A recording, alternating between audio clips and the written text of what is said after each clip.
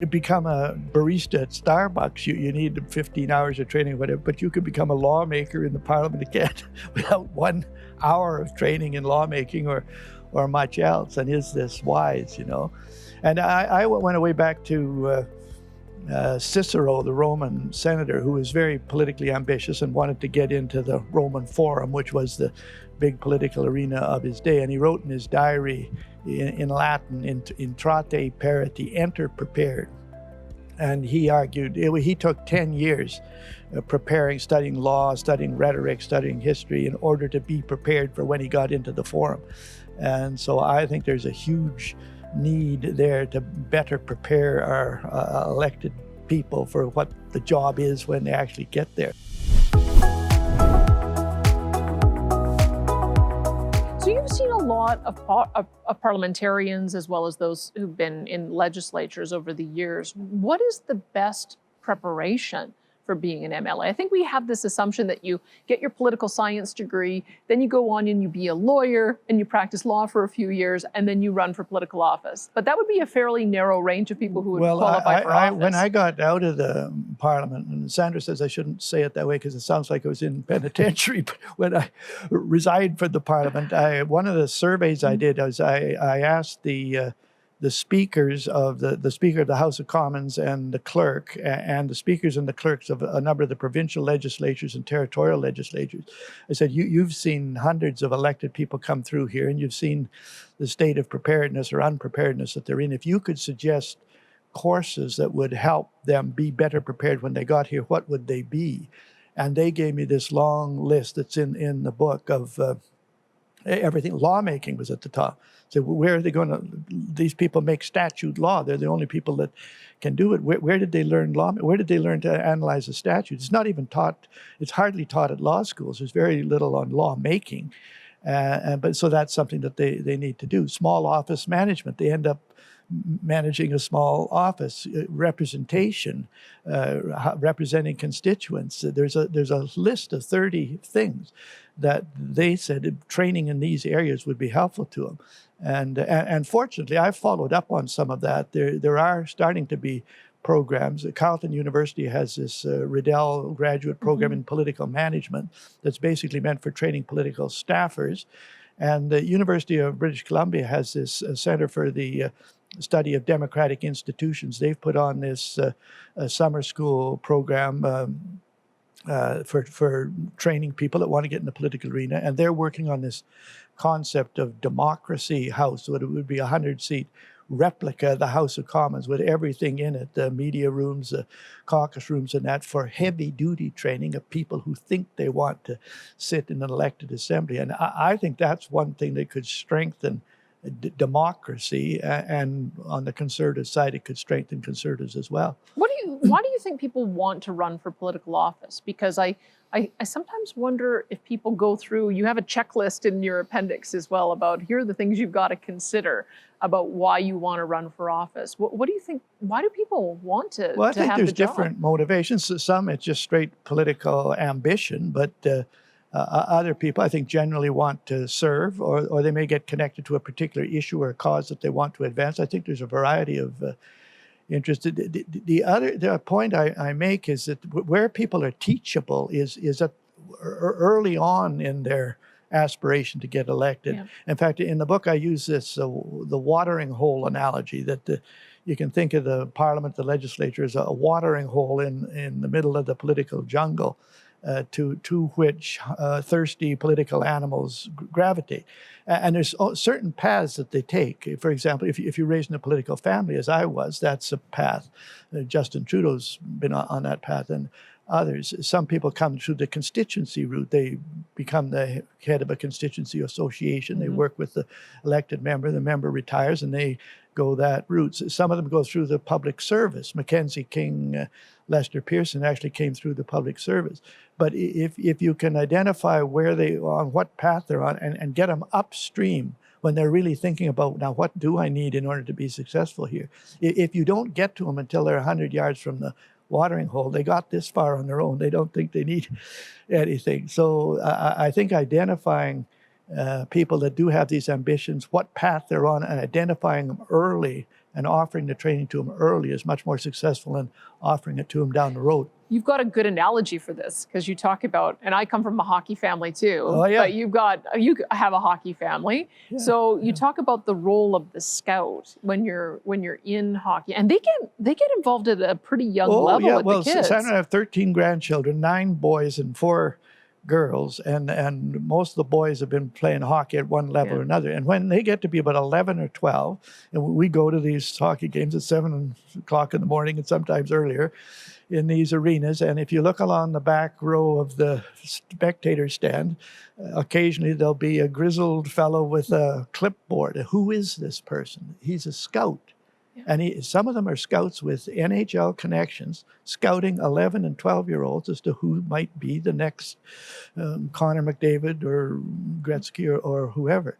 And so where's the equivalent of that? For example, in the conservative movement, where's the scouting effort to try to identify early somebody that's got the potential or the interest and providing them with the training and the encouragement that they might need to be a future cabinet minister or a future MLA? There's no scouting system, and there ought to be. One is, you want to play the national game at the national level. There's this whole scouting and recruiting system.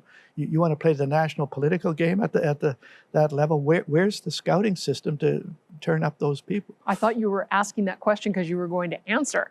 And where is that scouting opportunity? Well, where it's should not it be? there. I try and advocate. I say there should be such a scouting arrangement. And the think tanks can do some work on this. Often the think tanks that are doing some work on a policy area, let's say fiscal responsibility, now they want to connect with the conservative finance minister in the provincial government. But by that time, if you don't connect with him until he's the finance minister or she's the finance minister, it's hard to be very influential. The thing to do is 5 years earlier is to look at that caucus. And if you're close to a political party, you can often tell. There's only 3 people here that ultimately might be the finance minister. There's only 2 people here that might be the health minister. And right now they're in opposition, so they're more easily to reach. And the scouting system should identify those people early on, and the further upstream, then you can influence it. Can you talk a bit about that? Because I think, having had to recruit candidates myself, I think there are a lot of people who think that the reason you run for political office is because you want to be finance minister or you want to be health minister. And there has to be some acceptance that a lot of the work of an elected parliamentarian or member of a legislature or city councillor is just doing the constituency work of taking care of people in your own ward or your own district. Do you think there's sufficient understanding that that's kind of the key job? I think that's where part of the training is to actually explain to people what the job is about. And that particular area, representation. You actually have a legal obligation to represent a certain number of people in a certain constituency. What does that involve? And the question I always put to people, what do you do when your personal position, the position of your party, and the position of your constituents is different, fundamentally different? And you better figure that out before you get to the parliament rather than after. Like, as you know, in our parliament, private members' bills, members have the independence to vote one way or the other, however they want to vote. And the way they take the vote, or the way they used to take the vote, is the clerk reads the names, goes up and down the rows. And I've seen members, particularly on some controversial issue, where the member's position, the constituent's position, the party's position is somewhat different. I've seen them sitting there bouncing up and down, trying to decide, do I stand up or do I sit down? Well, that's a little late to be trying to solve that dilemma. Better to do it in advance. So I think the more that people can be acquainted with, here's what the job actually entails, representative-wise, legislative-wise, the better. Do you think a lot of that is in the hands of the individual? It's sort of interesting, the different levels of office, right? Because there's this whole idea of the free vote, and maybe on private members' bills you can, but it seems like the character of the leader of a party determines the degree to which those who got elected under the same banner are going to be able to exercise that free vote. Well, I can tell you a couple of funny stories on that. When we were in the parliament, I used to have a speech asking the backbenchers on the other side, particularly, can you count? So I would go up and down the rows counting and say, do you notice there are actually more of you than there are on the front backbench. So if you guys ever decided to do something, even that the cabinet doesn't want done, you actually got the power to do it. Of course, they never did. But there's a lot that can be done to equip the individual member to be more assertive and to be more effective than just being a group of sheep following. We had one funny incident.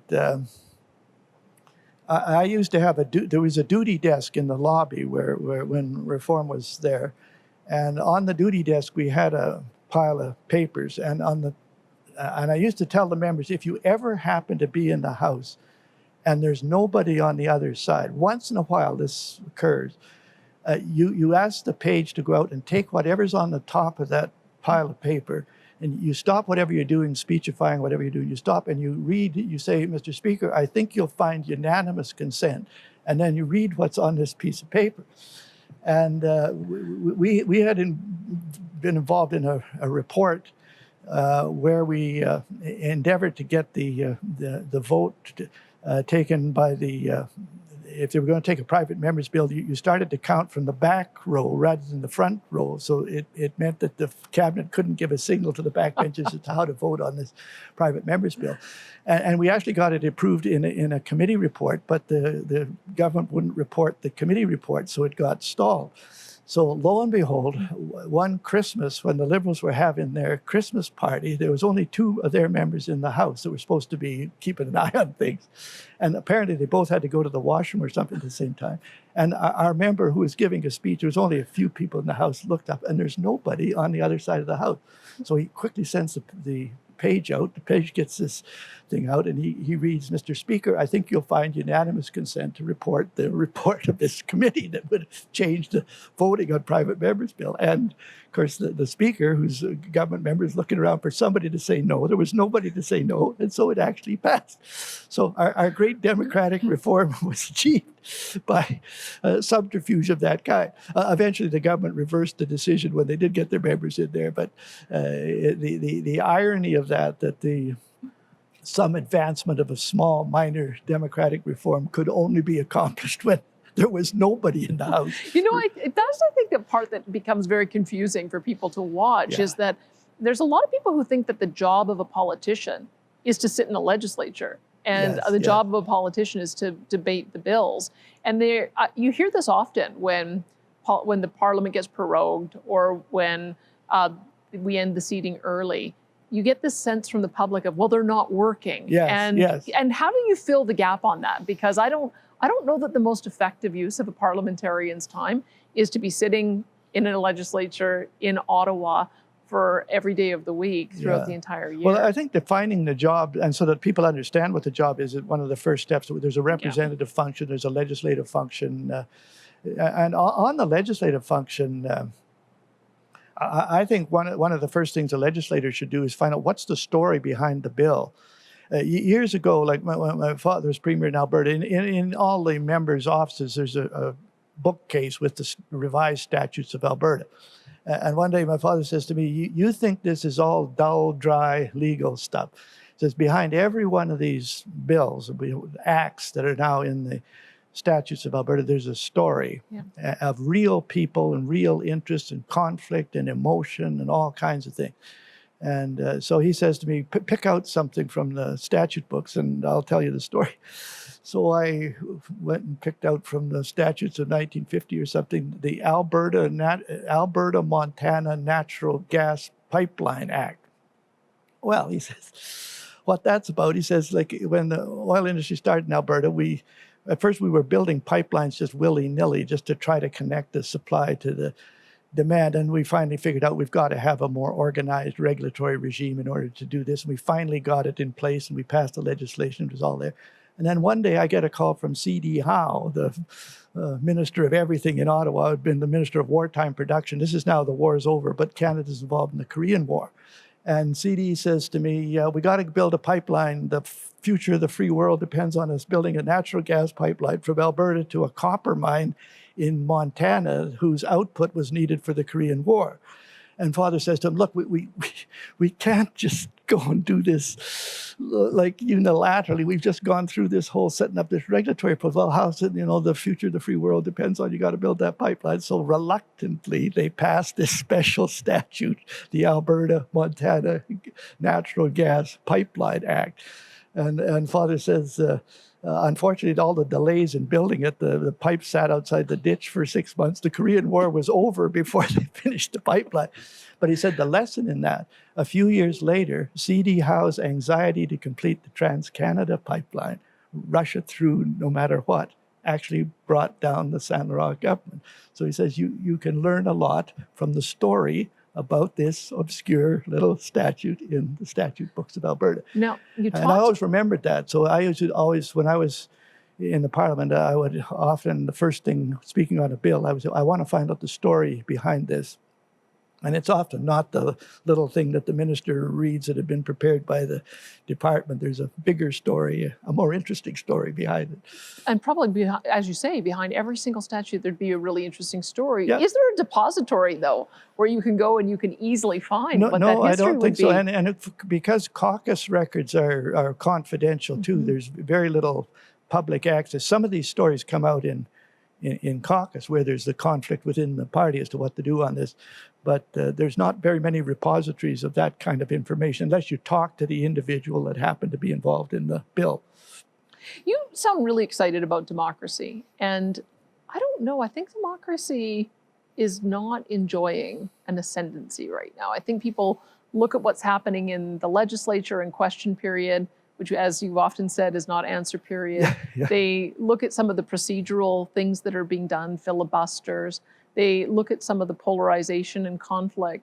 And it doesn't, I don't know that we're putting our best face forward when it comes to our democratic institutions. Now, is that a problem of lack of training, or is there something structurally wrong with the way we're doing democracy? Do we need to do democracy differently? Well, I think there's a lot of room for improvement. That's why I spend half the book on what can be done to beef up the democratic process. I think partly is acquainting citizens and voters to take a greater interest in the process and to demand on this training business. Like I encourage people, when the politician knocks on your door, ask them, what preparation have you made to find out, like indicate that there's a demand for this. But there's a whole bunch of things that have to be done, I think, to strengthen our democracy at the institutional level, at the voter level. And if not, it's going to continue to be discredited. And you've got competition now in the modern world with the Chinese model of state-directed democracy is superior to your citizen-directed democracy. And we're going to have to compete with that. And right now, we're not doing very well. We're not. And so I'm wondering how you build that capacity. One of the things you talk about is something you're calling Democracy House. And I've participated in model parliament. I didn't when I was in high school, although I think some young kids do. I got the experience of that when I was in university because I was involved in the political club's office, and that's one of the things that got put on. But if you don't have those experiences in school, where can you do a trial run on figuring out how a legislature works? Well, that's why I've been a big advocate of this democracy, of some permanent, heavy-duty chamber where lawmaking is taught, where caucus management is taught, where representation is taught on a full-time basis, where people that think they want to sit in a senior elected assembly could come and take that kind of training. Right now, that doesn't exist. And you mentioned, like our party and other parties, we were one of the major hires of people with political science degrees. And there's a certain benefit from that, but that doesn't cover a lot. It doesn't cover these things like lawmaking. It doesn't cover this business of representation. It doesn't cover this business of running a small office, which is what a political staffer has to do if you're working for a member. We used to estimate that if we took a political science graduate just out of university, we had to put 1 year of training into them for them to be really useful to an MP. And it costs us $75,000 to $80,000 to do that. And so I would ask the political science deans, is there something you can do to make sure these people are more prepared to do the actual, not just to have theory, but to have practical skills that could be useful to an elected member sooner rather than later. I wonder what that would look like, because we have a number of trade schools where you have a practicum that you have to do. I wonder is there any kind of conception around that, where if you're a political science student, you've got to go work in a municipal office? That would be helpful. Like, and a lot of political science students will go and get, there's these internships, there's these parliamentary internships that they are actually quite useful in that, and there could be a lot more of them, so that people get the practical as well as the theoretical. Would make them more useful to an elected official. Let's talk as well about issue campaigns, because I think there's a potential for a lot of self-education around the political process with mechanisms like recall. There was a recall legislation that was just introduced into Alberta. We have the Premier of Alberta talking about citizen-initiated referenda. I don't know that we've seen the details of how that would work, but we've seen in the US how California has propositions, multiple propositions all the time.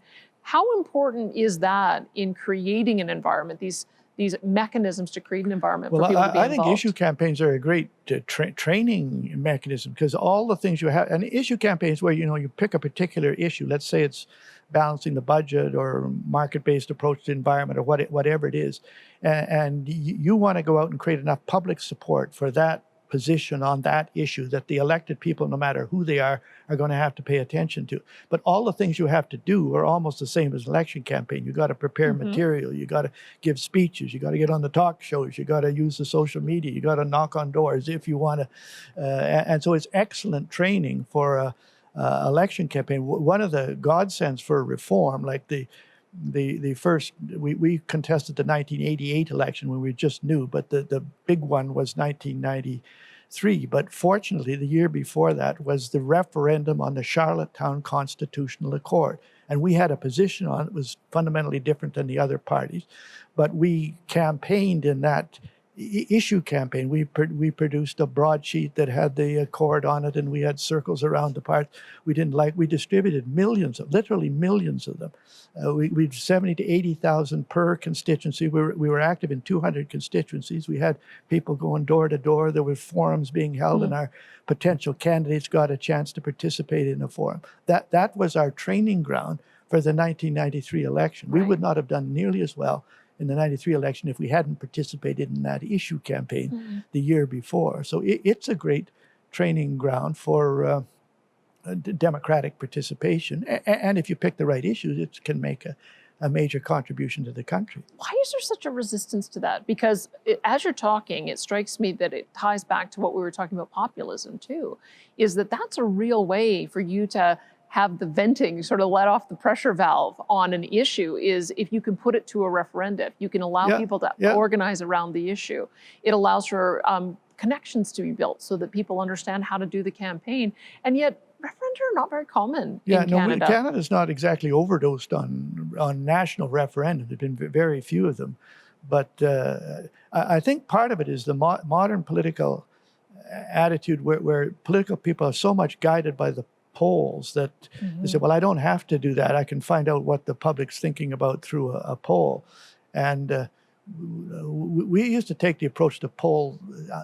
I disagree with the results of this poll. It says only 20% of people say the deficit and the debt's a problem. Well, I think it's a bigger problem. And so rather than say, well, we can't crusade on that because 80% of the public aren't in favor. No, we're going to go crusade on that, and we're going to crank that 20% up to 30%. Then we're going to crank it up to 50%, so that the other guys, whether they believe in deficits and debt reduction or not, are going to have to pay attention because we've got it up. But if the politician just caves into the poll, I can't do anything because the poll says 70% of the public are against it, then you won't even consider crusading through an issue campaign or anything else. How did we get to that point? Because I think you've touched on it. I think that a politician, doesn't matter what political party they're in, they get elected because they've got a bunch of ideals and a bunch of things they want to implement. And then the first thing their advisors do is they go out and survey the landscape on an issue, and then they backtrack on it. Oh, we don't have the people with us, so I guess we try to find another issue. Well, I think part of it, Danielle, is our political class losing faith in their own capacity to move public opinion. That, well, that's what the poll says. Well, I can't change it, so all I can do is go along with it. And I think that's not giving the voter and the average person the credit that they they deserve. I think rank and file people, even if they've got some erroneous view on something, if you can present them with facts and arguments and that you can change their mind, and they'll listen to you if you've got something to say other than just repeating to them what they already believe because you think that's the way to get their support. I think a loss of faith in the capacity of ordinary people to, or like Jefferson said, if you don't think they're capable of deciding this issue, inform their discretion so that they can have some trust that their discretion can be informed. I think that's part of the problem, the loss of faith on the part of the politician, the capacity of the public to... I'm going to get you now to restore people's faith in that process, because in your book, you talk about Wilberforce and you talk about the campaign to end the slave trade. Oh, yeah. And I think in our modern recollection of things is, well, of course it needed to end, but things don't just end on their own. Nothing moves unless it's pushed. So tell us what the push was to end the slave trade.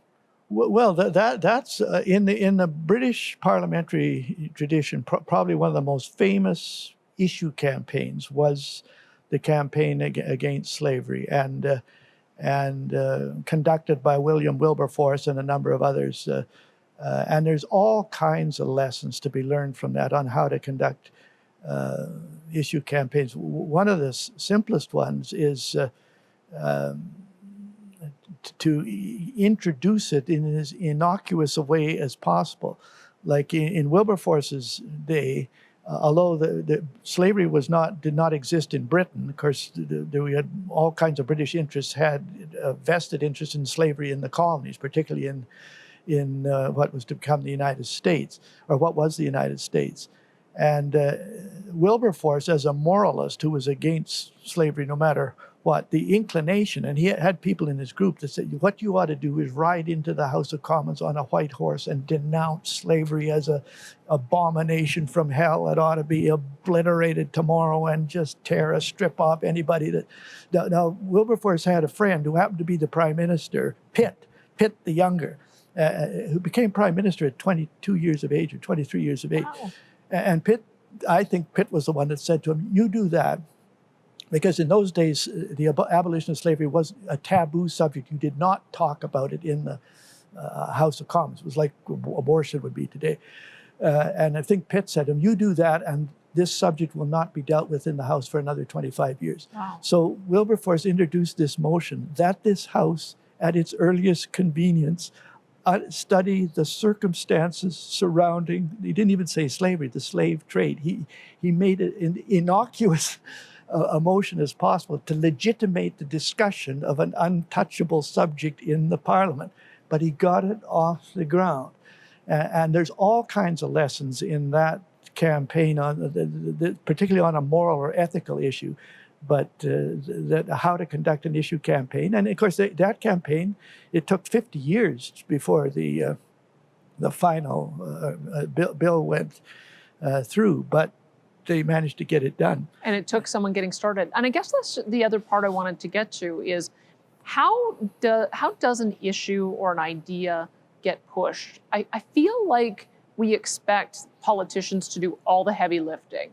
And so politicians then come up with an innocuous statement to get the ball rolling. And then the public says, that's not what I wanted at all. That's mushy. That's mealy-mouthed. We need to have firm action. But how does the decision-making of a politician get pushed along and fortified by all of the networks around them? Well, it may not be the politician's the best one to raise it. Well, one of the questions that I always ask at the beginning of a communications campaign, including the issue campaign, is out of whose mouth would this message be most credible? Mm-hmm. Now, in Wilberforce's day, it to come out of the mouth of a highly respected political person like Wilberforce was okay. But today, if you ask that question, you want to crusade on an issue, and you say, out of whose mouth would this message be most credible? A lot of the consultants will say to the politician, not yours, because politicians are not highly regarded, or they're suspected that the reason you're on this issue is you're trying to get votes for something else from your party. You're not really concerned about it. So you try to figure out who would be credible on this issue. And On healthcare reform, for example, the more the messages come from people that are intimately familiar with the system as distinct from an advocacy group that's outside, the more credible it can be. And that establishing that credibility is important. And today, the politician is probably not the first one to be in, or shouldn't be the first one to be in the forefront. Well, we'll probably talk about social media more, but I wonder about how social media has moved things along faster, but in some ways also derails a conversation. I'm really torn about social media, and it sounds like you are as well, Yes, from how you yes. dealt with this in your book, because on the one hand, it's organized people in a way that we were never able to do before. But in another, if one fancy hashtag gets trending, it can kill an issue dead and you can't even raise it. And I don't really know the answer to that, Danielle. And that's what I pose to younger people when I run into them. I think social media, like any technological advancement, has got enormous potential for good. From the participation in democratic processes or debate, it opens up enormous vistas. On the other hand, it can be used in a most destructive way, and is being used in a destructive way. And I guess like most technologies, we're going to have to figure out what's the responsible way to use it, what's the irresponsible way to use it. Right. And okay, so let's talk about responsible and irresponsible, because I think we have to navigate this as well. The faith interface is one of the chapters that you have. You talk about navigating the faith interface wisely and graciously. And I found it interesting that you mentioned abortion is kind of the verboten issue of today. And it may go back to the 1991 decision, I think it was, of the Senate to say this bill isn't perfect coming through to regulate abortion, therefore we're going to defeat it. And having defeated it, because it was the pro-life senators who wanted it to go further, we've never even been able to have a conversation about that. Now, I happen to be on the pro-choice side of the spectrum. I have many, many friends on the pro-life side of the spectrum. But one of the things that I think is derailing conservatism is it seems like there are a couple of moral issues that always seem to be put front and center, which can be alienating as opposed to unifying. And I understand where social conservatives come from. They don't want to be taken for granted. They don't want to say, hey, I'll vote for you, but now you can't expect any of my agenda to be implemented. But on the other hand, we've seen as well that certain positions can derail an entire party in an election campaign. So how does that, I mean, we've talked about ethics, right? And we want ethical people to be in politics. Well, I have two things I can say on that. One is just respect to the abortion issue. I think that'll be changed, again, by technology beyond the old pro-choice, pro-life argument. I think these advances in beginning of life science, genetic science and that, where increasingly from a blood sample taken from a pregnant woman 1 week after conception, the scientists, geneticists can tell you all kinds of characteristics of the person, the personhood of the fetus. I think it's going to change that debate. But on the broader question of how do people with these strong moral, let's say Christian positions, participate in the political arena, I think there's a lot of room for training in that area. And one of the examples I use, I'm a great fan of Jesus of Nazareth, apart from this, on the spiritual and religious side as well, but just on the straight political side. Here's a guy operating in an obscure corner of the Roman Empire who doesn't have any of the communication technology that we got today. He rounds up a bunch of pretty rustic characters, fishermen, tax collectors, whatever, operates out of a carpenter shop. He has only 3 years to our knowledge of public anything. And 2,000 years later, at least several billion people knew who he was and what he was teaching.